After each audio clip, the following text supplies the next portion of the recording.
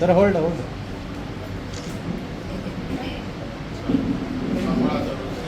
हां